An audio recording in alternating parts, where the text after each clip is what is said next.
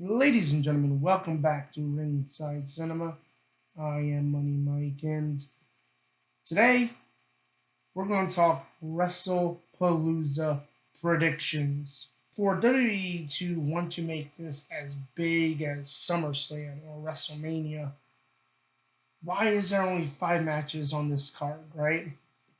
They talked about wanting to make this a big deal, right? They want to make this a big pay per view on the level, or PLE on the level of a SummerSlam, WrestleMania, which is laughable to be honest with you, because this is really just a B level PLE. But again, there's only 5 matches on this card, so yeah, it's not a good way to introduce your new audience to the WWE product.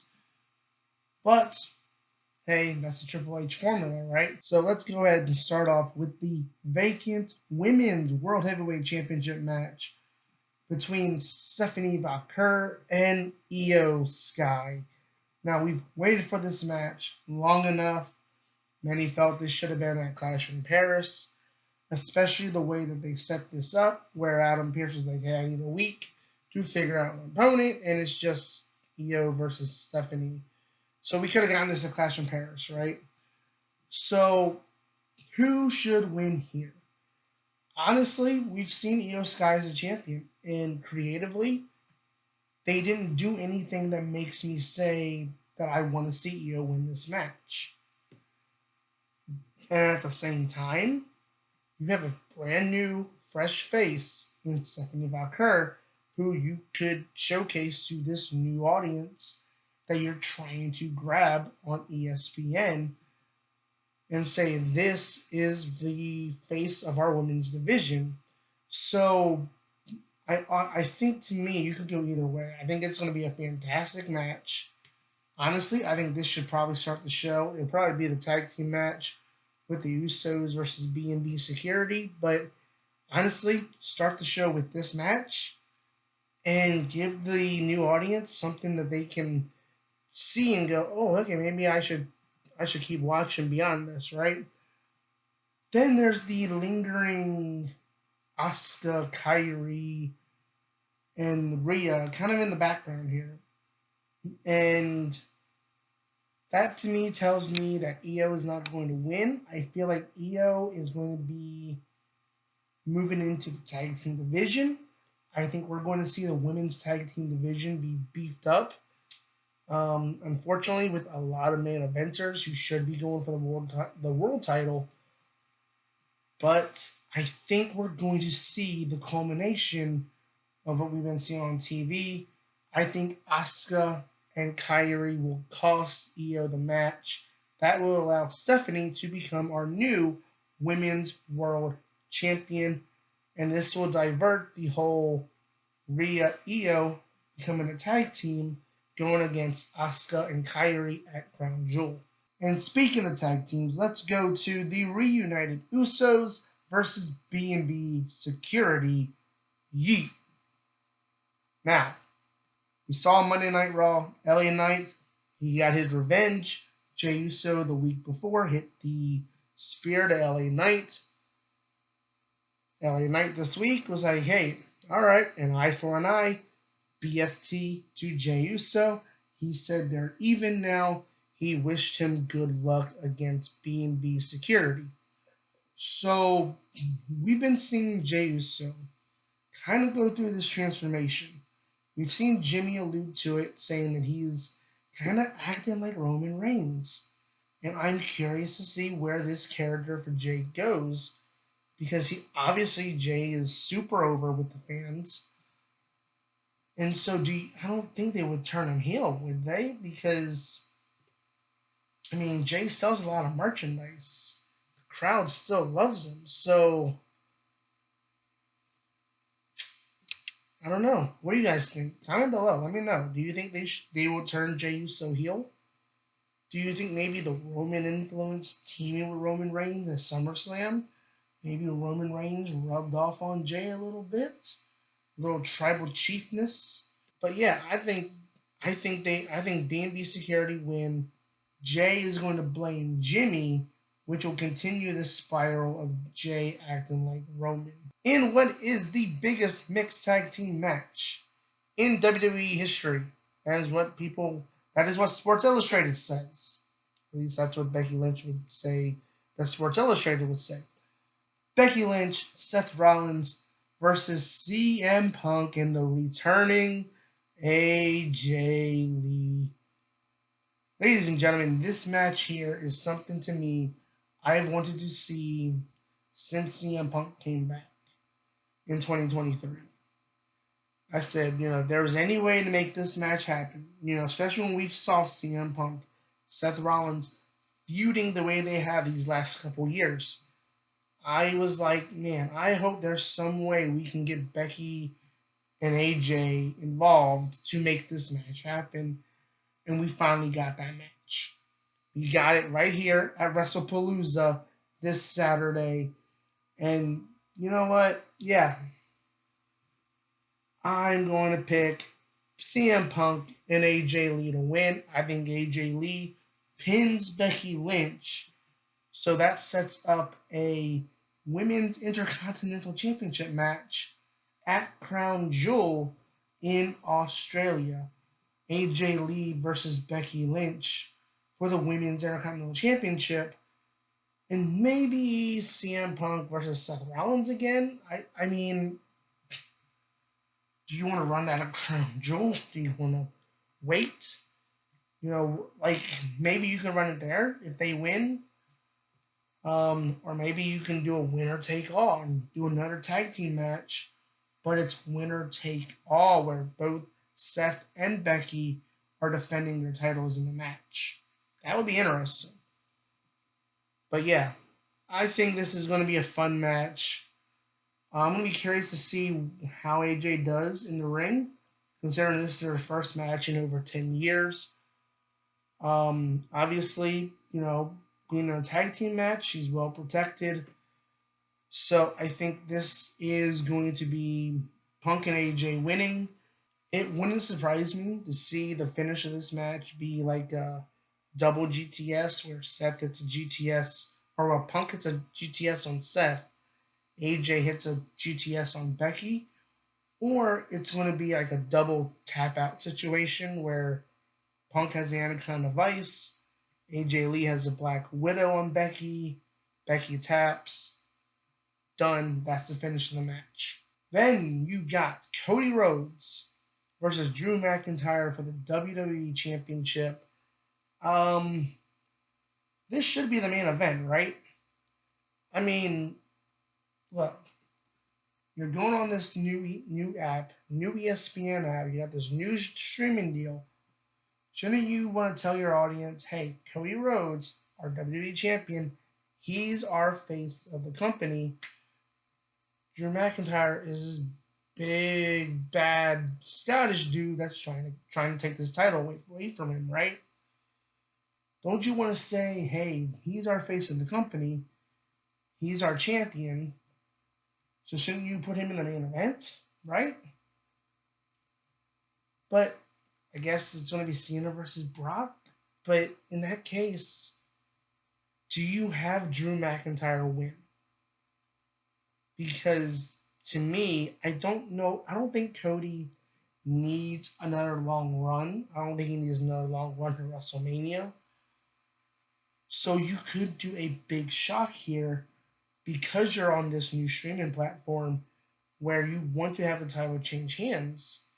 And maybe we finally get to see that Drew McIntyre run. And maybe Cody can get the title back at the Royal Rumble or something. I don't know. Cody versus Drew is another feud that I've been wanting to see for a while. Like, quite honestly, if I'm rewriting this whole year, I think I would have had Drew McIntyre align with The Rock at Elimination Chamber instead of John Cena. Then had Drew versus Cody at WrestleMania. But, it's one of those things where Drew and Cody both have very similar stories, similar backgrounds, where both of them had to leave the WWE to prove their worth to the WWE, and the WWE brought them back and made them into main event stars. So this is a feud that I've been waiting for a while. And I'm glad we're going to get it. And I hope it's going to be a drawn out feud or drawn out so we can tell that story of Cody and Drew coming, having to leave the WWE to come back to be big stars and to become top guys at the top of the WWE. Whereas when they left the WWE, they were kind of in the mid card, right?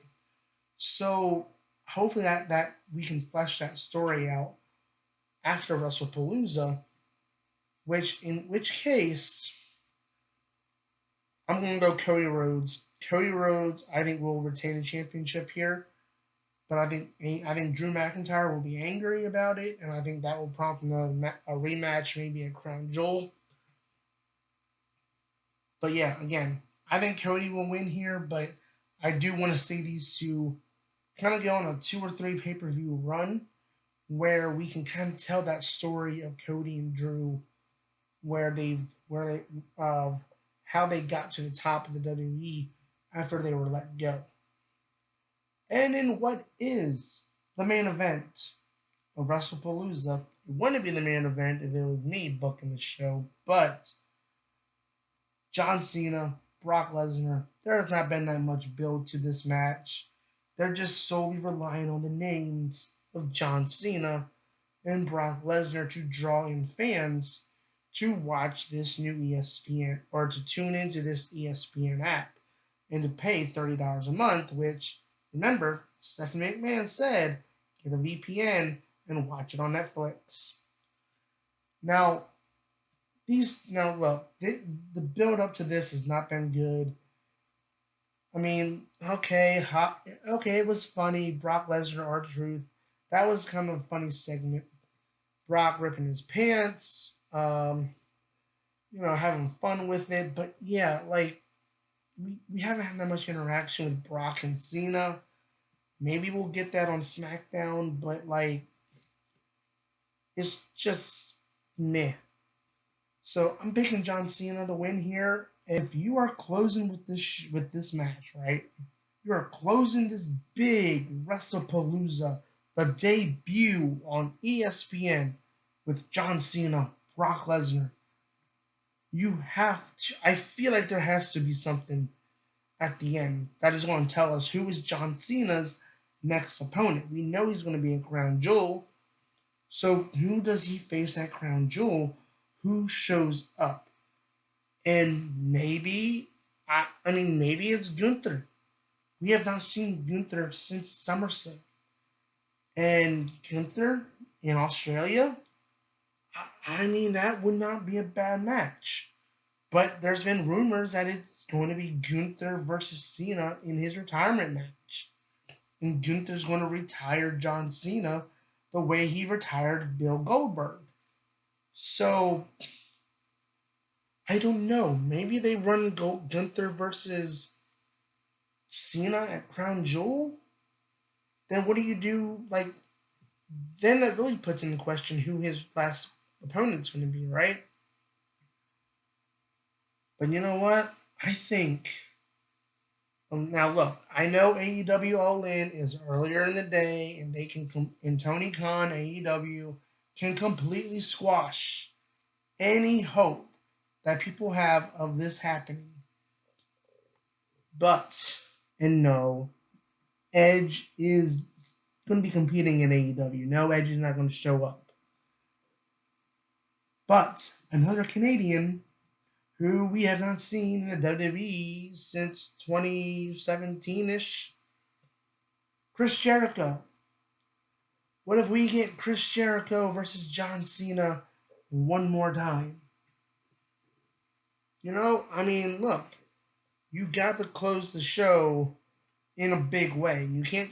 I feel like to me it's going to be SummerSlam, where John Cena in the ring, he beats Brock Lesnar, he beats the ghost of his past, and John Cena celebrating with the crowd, only for break the walls down.